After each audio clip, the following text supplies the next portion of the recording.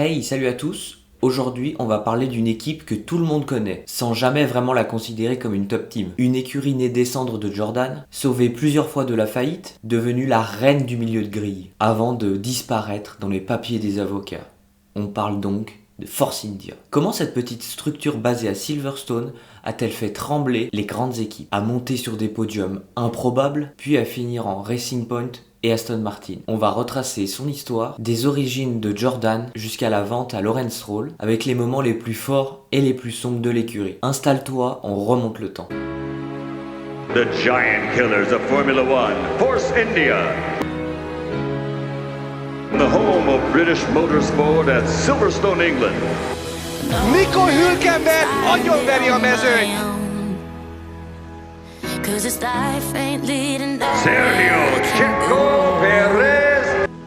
L'histoire commence bien avant Force India. En 1991, avec Jordan Grand Prix, installé à Silverstone, Jordan va gagner 4 Grands Prix et termine 3ème du championnat constructeur en 99. Un énorme exploit pour une écurie indépendante. Mais dans les années 2000, les financements s'effondrent, les résultats aussi. Eddie Jordan est obligé de vendre, en 2005 à Midland, qui renomme l'équipe Midland F1. Puis, elle devient Spiker en 2007, sans jamais vraiment décoller. Fin 2007, un duo d'hommes d'affaires, l'Indien Vijay Mallya et le Néerlandais Michel Moll, rachètent l'équipe Spiker. Ils lui donnent une nouvelle identité, un nouveau récit. Ce sera la vraie première équipe indienne en Formule 1. Force India. F1 Team. Force India fait ses débuts officiels en 2008, toujours basé à Silverstone, mais avec une licence indienne et une identité très marquée. Team national. Sportivement, c'est compliqué. La voiture est en fond de grille, les finances restent très limitées et l'équipe enchaîne 29 Grands Prix sans marquer de points. On voit clairement que c'est une écurie qui est en train de se construire. Le premier vrai moment marquant,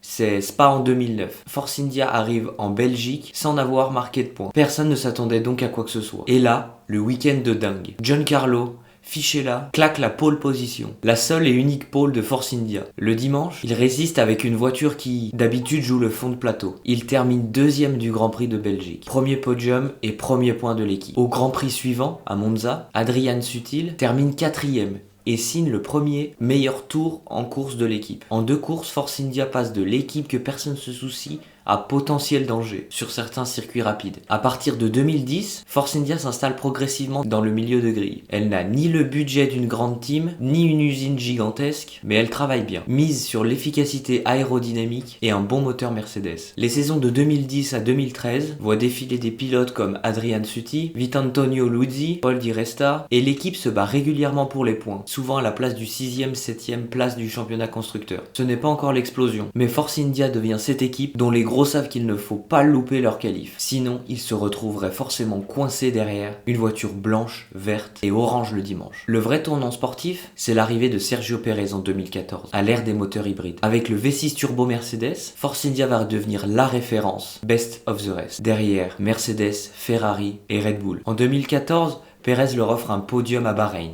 Il monte sur la 2ème place, la 2ème marche de l'histoire après Spa en 2009. Force India termine régulièrement dans les points et s'affirme comme une équipe hyper efficace pour son budget. En 2015, un nouveau podium avec Perez, en Russie, et l'équipe finit 5ème du championnat constructeur. Elle fait même rouler une version B de sa voiture, la VJM08B, introduite en milieu d'année pour compenser un développement limité. Mais le sommet, ce sont les années 2016 et 2017. Avec Perez et Nico Hülkenberg, puis Perez et Esteban Ocon, Force India termine 4ème du championnat ces 2 années. Pour une équipe privée ex-Jordan avec un budget limité, c'est énorme. Au passage, Perez ajoute 2 nouveaux podiums. Monaco en 2016 et le Grand Prix de Bakou également en 2016. L'équipe devient synonyme de régularité, d'optimisation maximale d'un petit budget. Mais derrière les résultats, les problèmes financiers ne disparaissent jamais. Vijay Mallya, le propriétaire, est impliqué dans plusieurs affaires judiciaires liées à des accusations de fraude et de défaut de paiement en Inde. Ces ennuis se répercutent donc sur l'équipe. Sponsors moins nombreux, investissements limités, dettes qui s'accumulent. Malgré les P4 au championnat, Force India se bat pour survivre économiquement. En 2018, l'équipe aligne Sergio Perez et Esteban Ocon, un duo explosif. Sur la piste, ils sont rapides, petit bémol, ils se percutent très souvent. Ce qui crée une vraie tension en interne et oblige l'équipe à imposer des règles strictes entre eux. Malgré le chaos en interne, Perez arrache encore un podium à Bakou, une 3ème place, qui sera le dernier podium de Force India. C'est d'ailleurs le seul podium de cette année pour Force India. Mais l'été 2018 est fatal. Avant le Grand Prix de Hongrie, Force India est placé en administration par la Haute Cour de Londres à cause des dettes insoutenables. L'équipe est techniquement en faillite et a besoin d'un repreneur rapidement pour pouvoir survivre. Un consortium mêlé par le milliardaire canadien Lawrence Stroll, le père de Lance Stroll, propose de racheter les actifs de l'équipe pour environ 90 millions de livres. L'objectif est clair, sauver la structure, garder les emplois et continuer à courir. L'accord ne peut pas se faire sous forme d'achat, de part à temps. La solution est donc de créer une nouvelle entité légale. Résultat, en cours de saison 2018, Force India disparaît officiellement et devient Racing Point